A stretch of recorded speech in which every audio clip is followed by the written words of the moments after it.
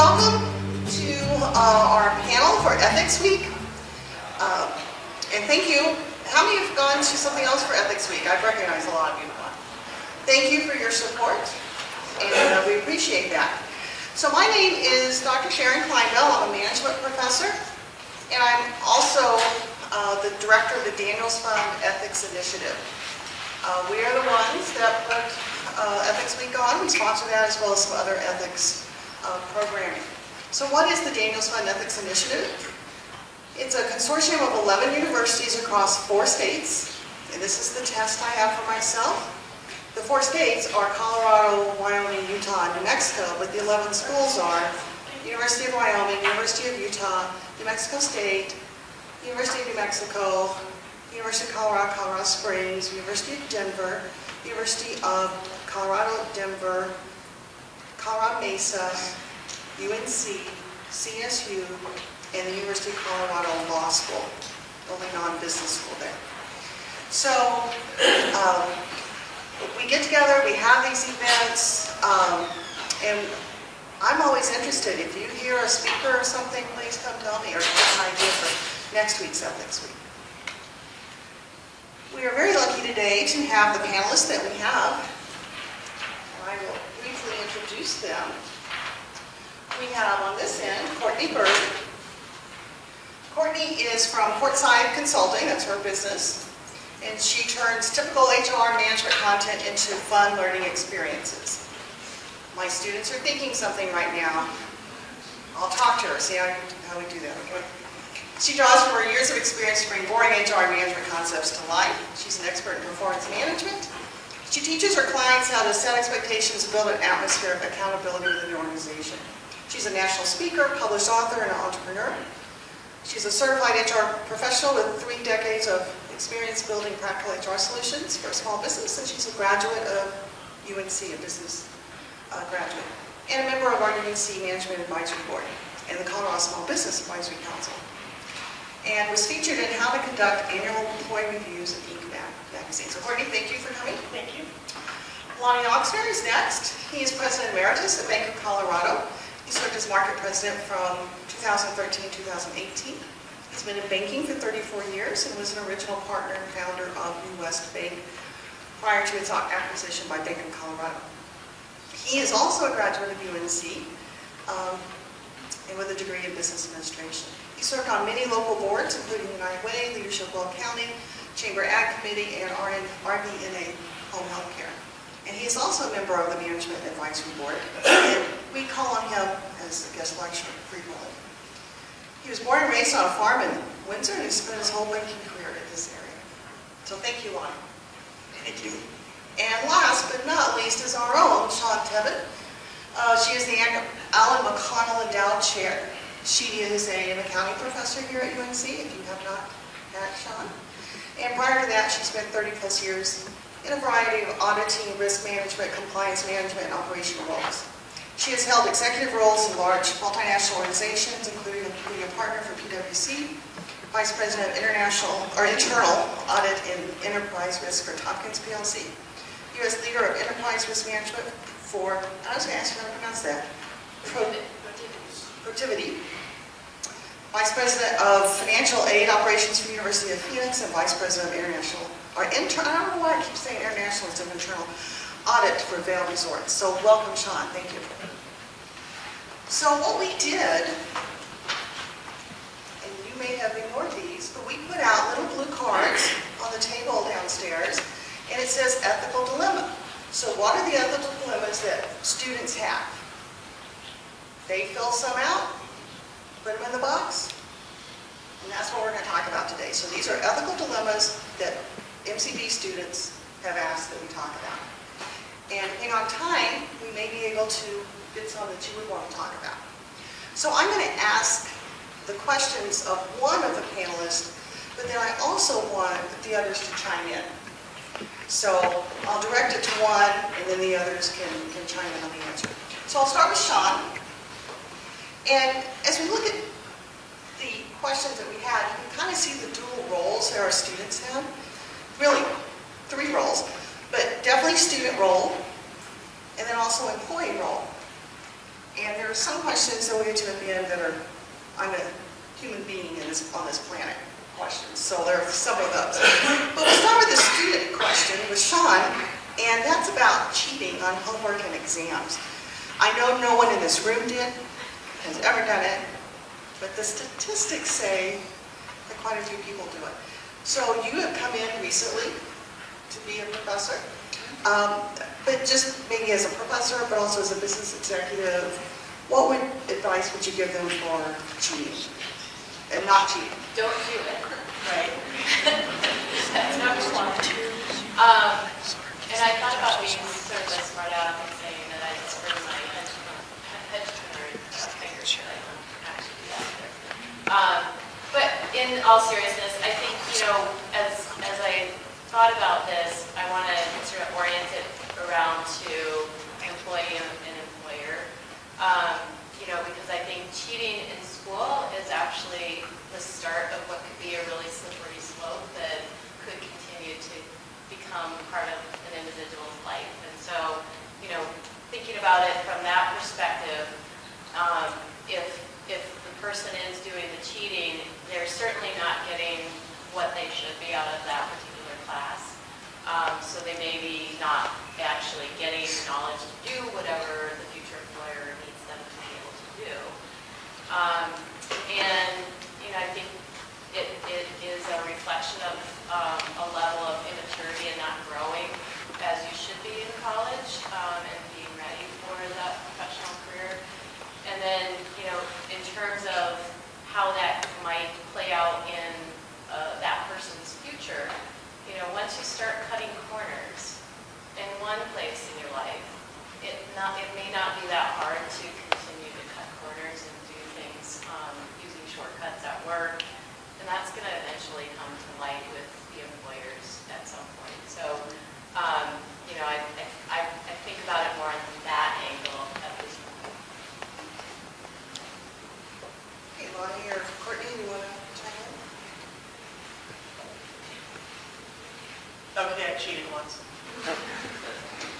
I was in probably 3rd grade or something, and the lights went out, and we were all sitting on the floor, and it was doing a spelling test, and I thought, who's going to see me, right?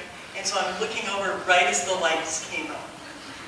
So I got caught. And I think that one experience in my life taught me, guess what? Even when you think you're not going to get caught, because the lights were out for a while. I mean, it wasn't like the minute the lights went out, I'm like, even when you think you're not going to get caught, you don't. And it may not be today, and it may not be tomorrow, but somebody's going to find it. And I think that's part of that ethical foundation that we all need to have, that North Star as far as our ethics go. Where are we going to look? Where are we truly going to find that place in ourselves to realize, no, that's not the right way to do it. So I learned at a very young age, during a spelling test. Who knew? Okay, so I have a confession to make. I cheated also. You were just waiting, Lonnie. You needed somebody to open the door for you. And I cheated here at UNC. God, is that loud? And I never got caught. And I think a lot of there's such a fine line between where are you really cheating and just kind of stretching the envelope a little bit. And in my mind, what it boils down to is, what kind of person do you really want to be?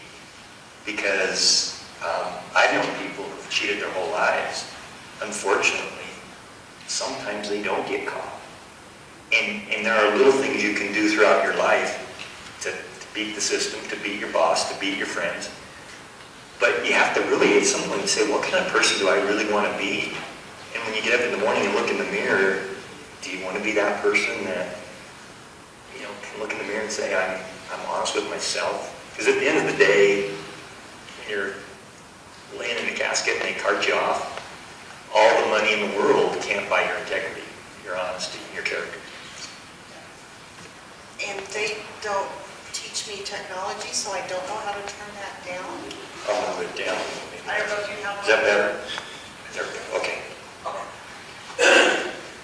So, and also, obviously I'm anti-cheating, but the other thing is, what if you went to your doctor and you found out that he cheated all through medical school. That would make me feel very comfortable. You know. Now I have to ask when I go to my doctor. Yes. I'm gonna have to ask. So Lonnie, this is the question as it was written from a student, and you're a banker, so I thought I would address it to you first. I work at a bank and had a glancing error leaving me $10 short in my drawer. I could have put my own $10 from my wallet into the drawer, but that's unethical. So what is your advice to the student? Well, I've had that happen in real life with tellers that have worked for me. And usually that ethical dilemma starts with something like their performance is tied to not having errors. And this particular incident that happened that's in my mind was a customer was given $10 too much through the drive-in window. So the bank teller was $10 short. And ironically, 2 days later was the end of the quarter. And if he could get through the end of the quarter without having any errors, he'd get a $500 bonus. So he's thinking, $500 bucks, $10. He pulls $10 out of his wallet and put it in the drawer. And thinking, nobody will know, I'll get my $500. Well, ironically, the next day, that customer came back. We had a super honest customer and said, you gave me $10 too much. And I know how banking works. You have all these accountability systems in place. Somebody's going to be in big trouble if I don't give this $10 back. So he wanted to know where we were out of balance. Well, first blush, we checked our balance, and we're not out of balance. Well, this customer knew enough about banking to get really upset that why didn't our checks and balances work? He came to me and he was livid and he says, I expect honesty when you deal with me. You expect honesty when I deal with you. I brought the $10 back. Now you tell me where your system failed. So a simple little $10 deal cost us a lot of reputational risk.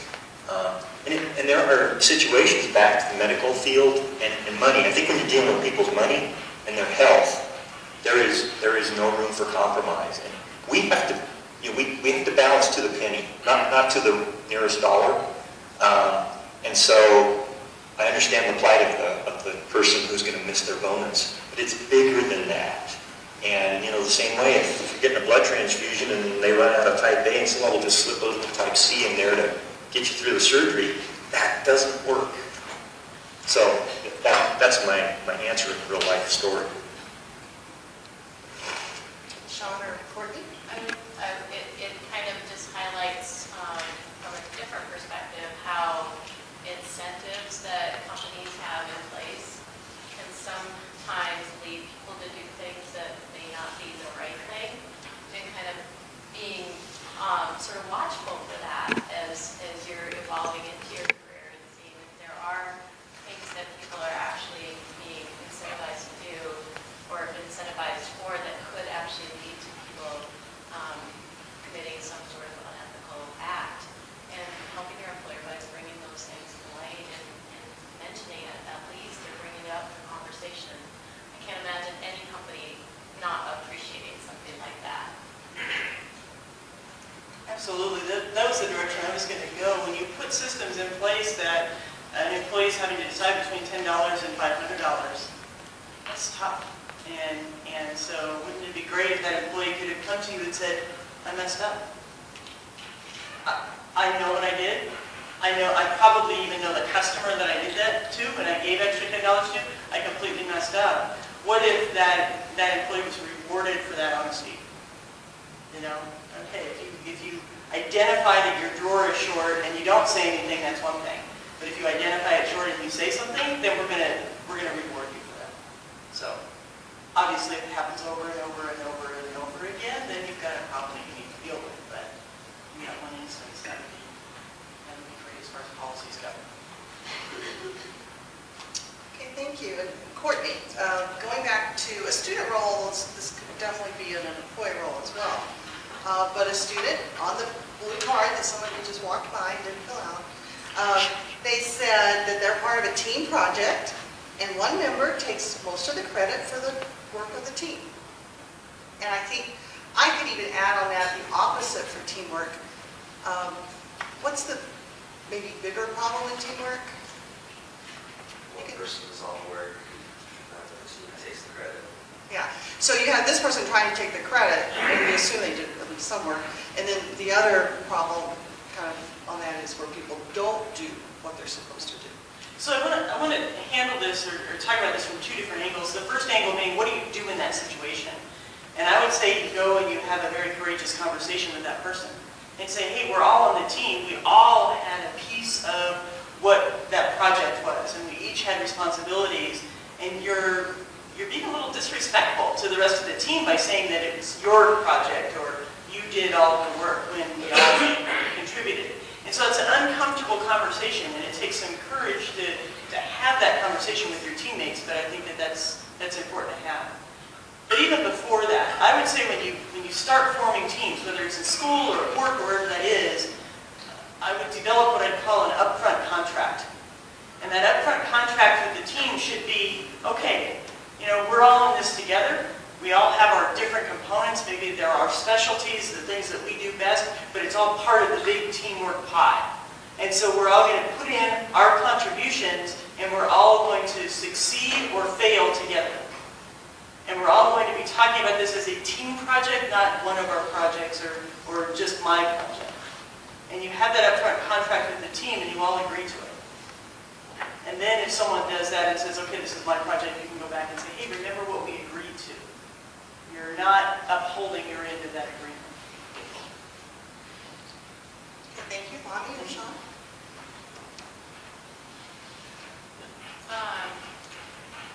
I was thinking about this in the context of teams that I've had working on projects in the past, and sort of building on what Courtney was saying about the contract and kind of how we are going to work together as a team, is some teams have sort of very regular check-ins where there's even a sort of a stand-up meeting that they have for a very short period of time, but everybody has to go around and explain what they've contributed to the project, have they delivered on their responsibilities and things like that. And that can foster a little greater sense of how everybody is contributing. It doesn't necessarily address the challenge of having an individual that takes full credit for things, but it is a way to illuminate people that maybe aren't pulling their weight in a particular project, and something that is easy to implement on project teams, whether at school or in your future workplace. Those are tough ones. But the one I always hated was if you had 4 people and one person was just a total slacker, didn't do anything, and the rest of you worked equal, and then you do the presentation and you get the A and they get the A or B, whatever, just like the rest of you. I don't know, that's tough. It's really tough. I'm sure I have a good answer for that, to be honest with you. Other than, I think your idea is a great idea, to try to set some ground rules at the start. And even more importantly, once you're out of the classroom setting and in a work setting, try to set some ground rules at the start so that people know their expectations are. Well, I'm going to chime in on this one too. One thing that is different in class is usually, not always, depending on the class, usually you have one project, one work product, and then you're done with those people. So a lot of times I hear students say, yeah, they didn't really do anything, but they're kind of friends and I'm not going to make a big deal out of it. But if you were going to work with that person for possibly year after year after year, I think your response might be a little different. So I think the classroom is a little of an artificial, one time and off. And you may have that in your career, but more often you're going to be working with that person over and over. And then that person is probably going to get the reputation that nobody wants to work with them. That has consequences for their career as well. And I would just add that senior people, they notice that stuff. So it may be very frustrating in the moment, but have some faith in the leadership of the folks around you, because it is pretty obvious when that stuff is happening. Yeah, I think that's true for faculty sometimes too. So Sean, one of the questions we got was, what are some ethical dilemmas that you will face in your first year of work? And I like the crystal ball that you If I was, must have. Yeah. you just stole my line. I was just gonna say, well, if my crystal ball was here, I'd tell you. So I have a couple of ideas, and I'm sure that my fellow panelists have some other ideas. But I think, you know, as early on in your profession, or even in current job that you have today, some of the more likely things that you're going to be experiencing may relate to, many companies have a code of conduct that they have their employees try to adhere to, and it's meant to set the boundaries for the rules of the road and how we want to function as a company and as individual employees. And so it wouldn't be out of the realm that you would encounter something that maybe doesn't follow what you think the code of conduct of the company is all about. So an example might be if you work for an organization that has, let's say, a delivery truck, and one of your coworkers decides to borrow the delivery truck to move their friend over the weekend. You know, that's not something that your company's probably going to be in favor of, and you know, could be something that you have to figure out if you want to say something or not say something. And another might be that you actually see an employee doing something that's unsafe. Like maybe you work at a ski resort, just a hypothetical one, and perhaps there's some safety issue that is going on that you're aware of and you're uncomfortable with. I think no matter what it is and what flavor it comes in, try to never go it alone. You know, especially when you're newer in your career, you got more questions than answers usually. And just using the resources available in your organization, whether it's through a formal channel, through your supervisor, through your human resources department. If it's a large company, sometimes the legal part of the organization is a place to go. So there's lots of channels to use. And my number one advice for all of my newer staff over the course of my career has been, you know, never feel like you have to make decisions on your own when it comes to something that is doesn't feel right in your gut, and really follow that instinct as much as you can. I would just add that I think in the college setting we have this image that your first boss is going to be the perfect boss. They're going to have all the management skills that you've learned about. And the reality of it is a lot of times the boss that you work for is not going to be the perfect boss.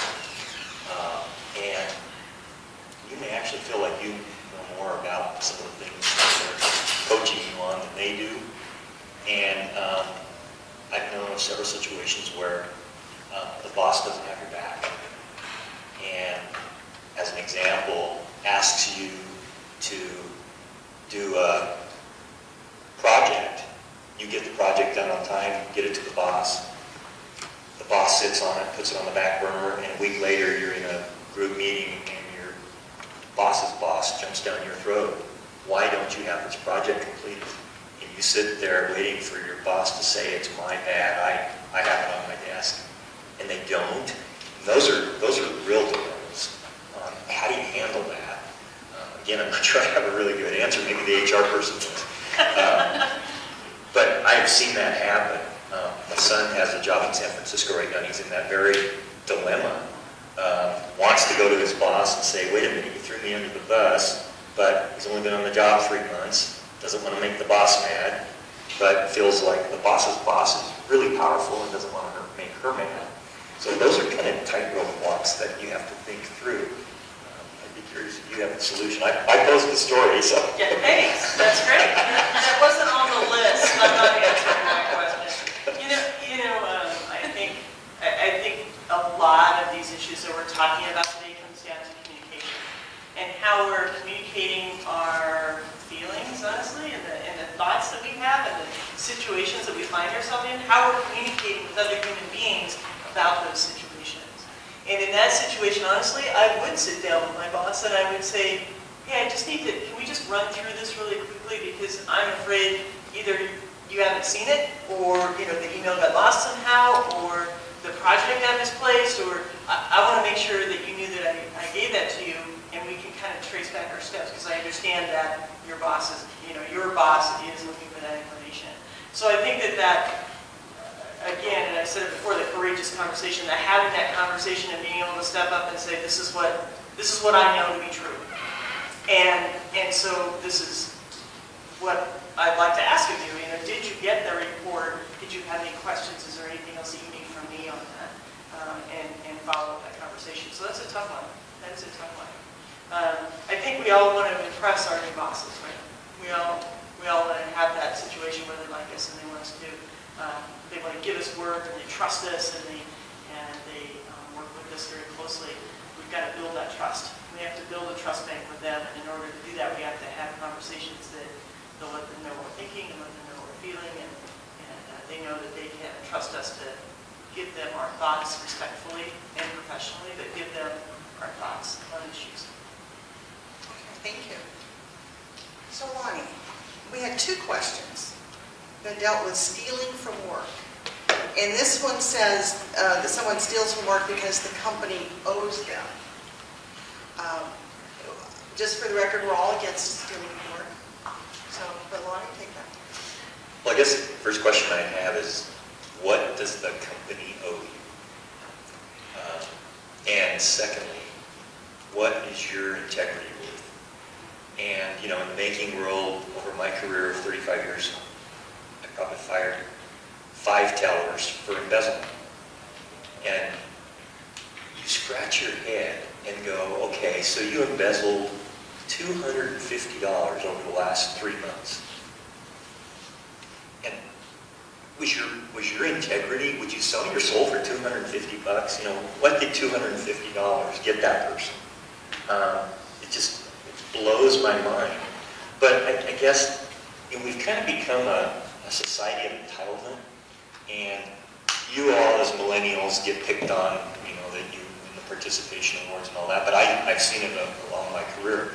There are some people who just feel like the company owes me, and that is really an incorrect attitude, because if you're so unhappy at the company, if you're not being compensated fairly, or your boss is a jerk, or they're working you to death, you have the right to quit and go get a job that you feel is rewarding and is fair. If it's not fair, then I think you need to leave the company. But the worst thing in the world is to steal from the company, whether it's a pencil, $20 a month, or whatever the case may be. Because again, at the end of the day, when you get up and look in the mirror, what's your integrity worth? Are you going to sell yourself out for, I don't know, pick a number, but what's your integrity worth? Okay, Sean or Courtney? Sorry about my phone there. My son's a Harry Potter fan, and so apparently my ringtone is now Harry Potter. He's 27. No, that's not 12-year-old son did that. So, this is a tough one, because how do we define stealing from work? How many people have took pens from where you work? Right? And how many people have said, can I take this pen?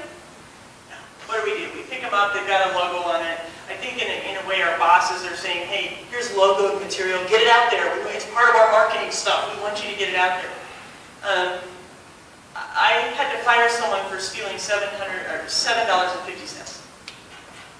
And what they took was actually the cardboard box that was sitting next to the candy bars, and it was that honor system where you put some quarters and stuff in there and you grab a Snickers, and they took that cardboard box.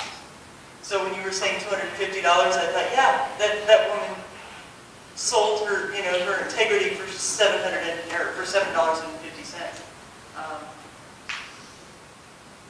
What kind of person do you want to be? That's what it comes down to. And stealing from work, you've got to make a decision on the difference between right and wrong, and nobody can make that decision for you.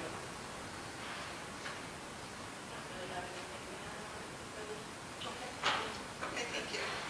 And I think that those are great things that if you look at it as what am I selling my integrity for, I think that's great.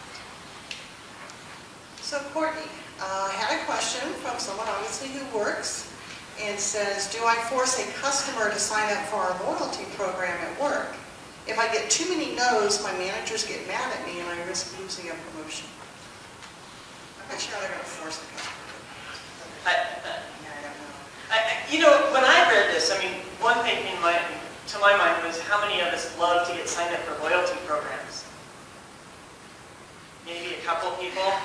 Okay, that's great. You can help this person out, whoever it is. You know, you can do that. Yeah, I don't know how you force a customer to sign up for a loyalty program unless you unethically get their email and sign them up for it. And so you've got to make a decision, again, is that what you want to do? I don't feel that you can force people to do that. However, in that situation, when you're finding yourself that that's part of your performance, I think you could say, how can I sell the loyalty program to the customers in front of me? And how do I market it so that it interests them and so they want to sign up for it? So maybe look at it from a different approach. Instead of I have to do this, start asking your questions, how can I do this?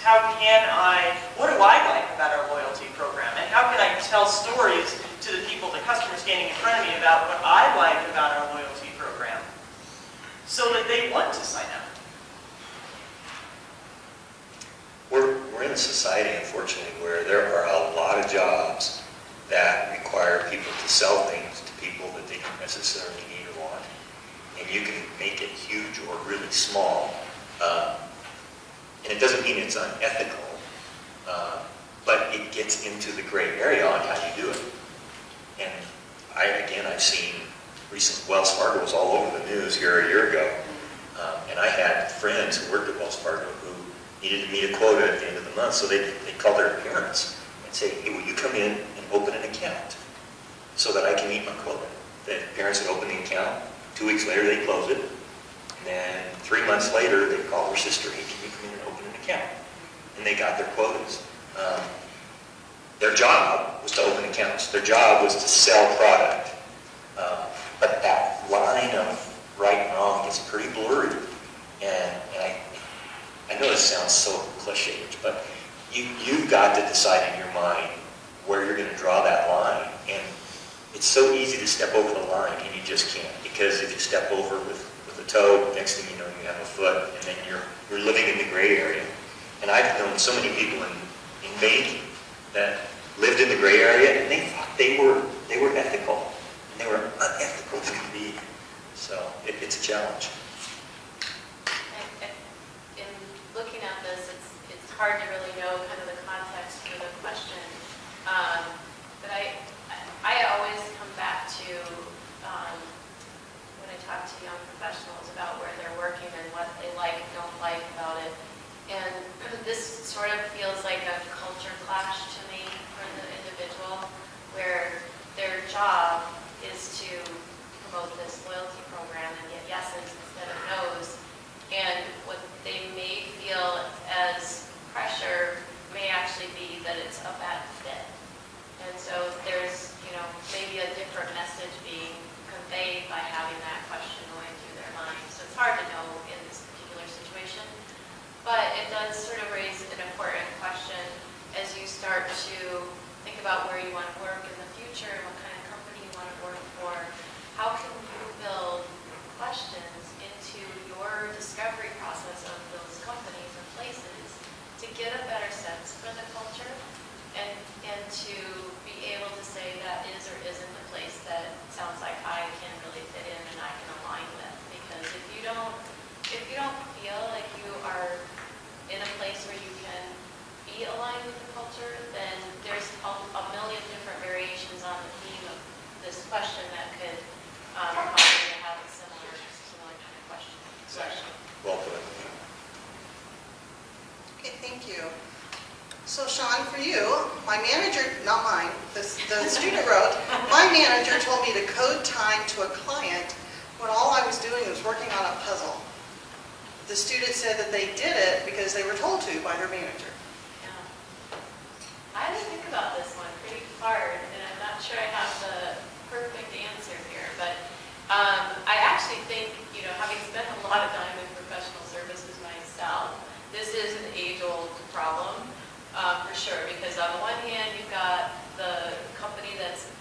services to a client presumably, so they're billing time. And so it's in their best interest, in all other things being equal, to have as much time to bill as possible. Then we have the client who is paying for that time, and so they want to pay for the least amount of time possible. So, there's tension there. But all that said, I guess in terms of this particular situation, a possible starting point would be to actually speaking with the manager that asked you to code the time that way, because there may be, it may be a situation where there's knowledge inside the company that all time spent on client site or whatever goes into that code. Maybe not all of it gets billed. And so the client may or may not be affected by it. So there's a series of questions I would go through rather than jumping to the conclusion that it was unethical for me to charge that time there. It sounds pretty fishy on the surface, but without knowing the particular circumstances, there could be, if it was an internship, maybe that's how all the interns' times are going to be recorded in the timekeeping system. But if that individual is truly in a situation where the client is being billed for time that isn't valid time, then if you've already tried talking to your direct manager who advised you about it, that's a point in time where you may want to escalate it to the next level and have another conversation. Because having been in that professional services world for a long, long time, when the senior folks understand that the time is being recorded in inappropriate ways, it's a pretty important thing for them to know and to be able to take action on. So that's kind of how I was thinking about that. Yeah, absolutely. What I thought about when I was reading this is, did the manager know that that person was just working on a puzzle? Fair. So then, if the manager didn't, leave by the right door. What's over there? If the manager didn't know they were working on a puzzle, is that employee going to want to say, hey, I was just working on a puzzle? I mean, they probably knew they weren't doing something productive, but I wondered about that whole scenario as well. True. Been asking if there was something more productive I could be doing. Yeah. So we have a lot of other questions, but looking at the time, I'd like to open it up to the audience, and maybe you have questions. If you don't, we have other questions. But we have this cool little thing, microphone for yourself. It's not hard, it's very soft. So does anyone have a question? Is it on? Yes. Anyone got a question? That's a microphone? That's a microphone. That's Very And you get to throw it out there. Yeah, well, that's the scary part, because I have an arm like a girl. Anyone close has a question? Anyone close? Someone has a question? Okay, Steve. All right, here we go. Doc, oh wait. I can just talk, it's okay. Let's play with it. I don't know how to do it. That's great. Yeah, you get in the middle. Hurts, buddy. She broke it. Alright, going back to like the boss's thing, is there any like appropriate time for like insubordination, maybe going above your boss's head? It's like that next step up. Because if you're boss and you don't like connect or like there's too much conflicts, is there ever an appropriate time for that? Is there an appropriate time to do that? Or acceptable time, or maybe like advice, like what would you give advice to a person that just started out? Okay, do that. Pandora's box. Yeah. We're all looking at each other. Wow. I personally think you need to exhaust every option with your boss. Ask for one-on-ones, try to get clarity with what's going on. Be bold enough to be polite, be professional, but be bold enough to say, you threw me under the bus. I don't know those words. But you've got to exhaust every possible option. And then, correct me if you disagree, I think HR might be a good step because you really run a lot of risk if you end around on your boss and his or her boss doesn't support your you're probably out. It's probably tough. It is a tough one, and I would totally agree. Do everything you can to talk to your boss directly. There are a couple of situations that I would say that's probably not the best idea. One of those is if your boss is sexually harassing you. Going to your boss and saying stop is perfectly acceptable. But if that continues, then I would go to HR. The second thing is kind of alongside that, and that is just creating a hostile work environment for you. If your boss is creating that hostile, guess what isn't a hostile work environment? What isn't a hostile work environment is stop doing puzzles, do your work. That's not a hostile work environment, okay? But if your boss is creating a work environment where you're uncomfortable going into work because of the derogatory comments that are being made, or something else that's happening that's making you uncomfortable, then that's could be potentially creating a hostile work environment. In those two situations, I would say, go around your boss. Other than that, I would say start with your boss and go to them, have that courageous conversation, and if it's not working, go to HR. Maybe there's an angle that they're going to see that you're not going to see, so you can communicate differently with your boss, and they'll be able to help direct you in the next steps. The other avenue, if you happen to have a mentor that is, that you can trust with a confidential conversation, that can be another way. Sometimes it just helps to have somebody else to talk to and talk it out loud, talk through it out loud. And I've seen people self-discover what the route they need to take based on that. But having somebody like that in your life is a really big benefit when you're faced with a situation like that. And then with situations I've experienced where we've used HR in maybe similar, not exactly the same scenario, but they can sometimes actually facilitate a meeting with you and your supervisor that can be more productive than what the two of you can have on your own. Absolutely. Anyone else? And no one wants to play catch, I guess. Seems dangerous. Well, that's not supposed to come apart, so that would be... If it's some English on it, I guess.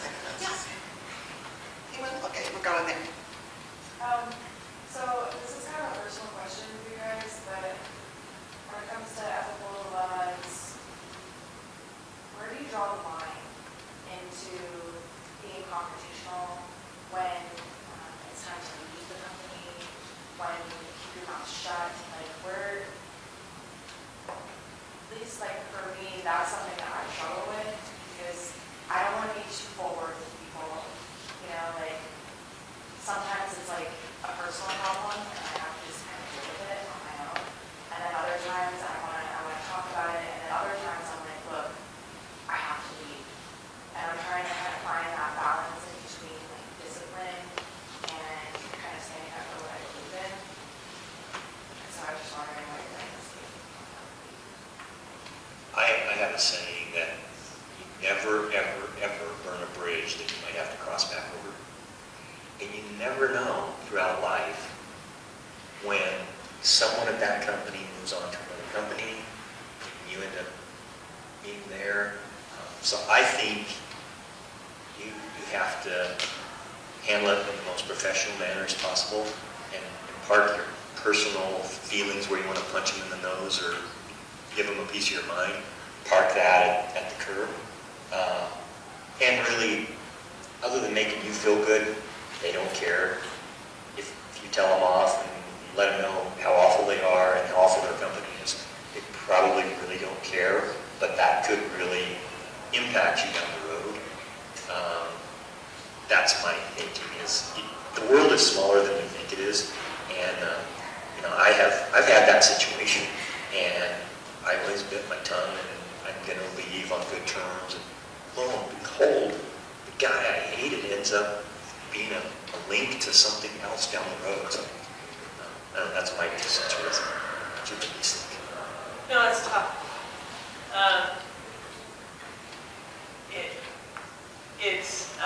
It's a gut check, I guess is the way to say that, right? You've got to be true to yourself. And I think that when you interview, you've got to be yourself. When you work within a position, you've got to be true to yourself. And so when I was a younger, I had long dark hair, I was younger, and when that dilemma presented itself, I had a tendency to be quieter than maybe I should have been. And so I would say, figure out your own voice. Find your own voice. Don't be angry. Don't yell and scream. But find that voice and find that courage to go in and say, this isn't sitting with me. I'm uncomfortable about this, or I really see a different way of how to handle this, and I'd like to talk to you about that different way. Find that voice. And when you realize that the company or your manager has gotten to a point where you can no longer effectively do your job, or you can no longer support the goals of that company or support what that company's doing, then I think you take a hard look at making an exit. But I agree, burning bridges, that's not going to help you, so do it in the most professional way you can, turning in my 2-week notice, I'm moving on. It's never an easy decision, so don't take it lightly, but you've got to, I believe that everybody has a strong voice inside of them. And so just finding that and learning how to use it in the right ways, rather than just progressively getting frustrated and then blowing up, is the best way. Okay, Sean, we're running out of time. If you have a 20-second or less comment. Sorry. No, that's okay. I'll let you go. Okay. Zamzam, could you come down here, please?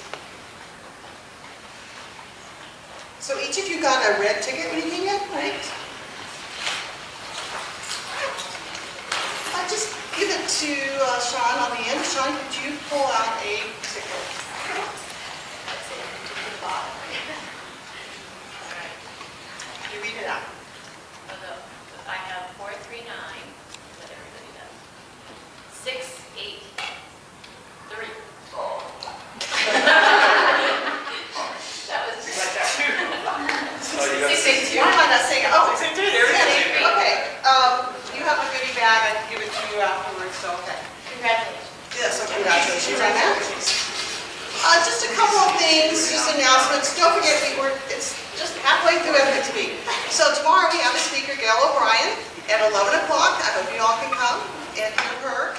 And then Friday, what it is, it's a reflection activity. We're going to give you a card. It looks a lot like this one. You write down some things that we ask you about, like what ethics means to me and what you like about Ethics Week, what you'd like to see differently, done differently. And then we will give you a Chiba Hut sandwich. Oh.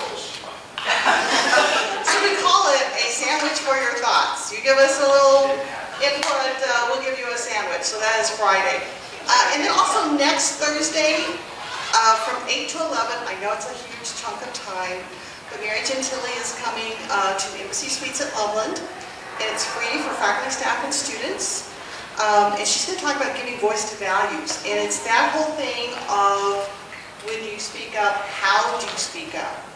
And I think it would be a great skill set to have. And so if you haven't heard about it, let me know. We can get you registered. It is free for faculty, staff, and students. Courtney and Lonnie would have to pay $40. Sorry. But so we're having things a lot, so just look for these things, and thank you for coming today.